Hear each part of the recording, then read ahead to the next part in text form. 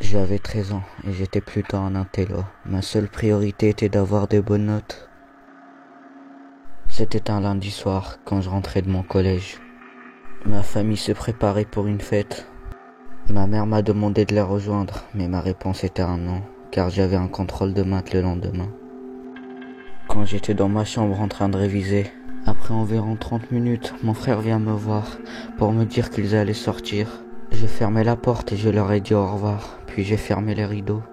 Après environ 45 minutes, il y avait des tapotements sur ma porte. J'étais effrayé au début, puis j'ai entendu ma mère me dire que la fête a été annulée. Il m'a dit de les rejoindre pour le dîner, mais j'ai refusé.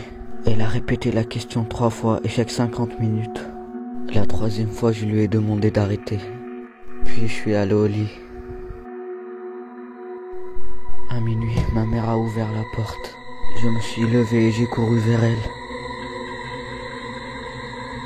Elle était confuse et elle m'a dit qu'ils étaient revenus il y a 15 minutes.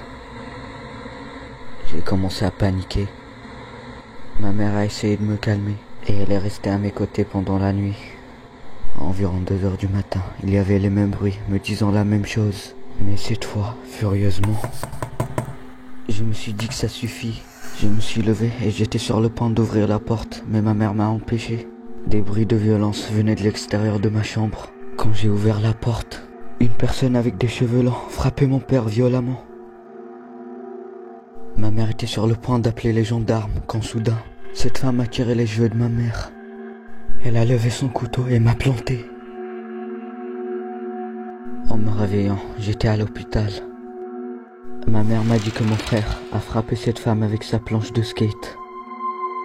Ma mère a appelé l'ambulance et la police. La police raconte qu'elle était une humoriste populaire. Un jour, elle a perdu sa popularité et sa réputation. Et elle a eu des troubles mentaux. Elle a commencé à commettre des meurtres. Je me rappelle encore de son visage.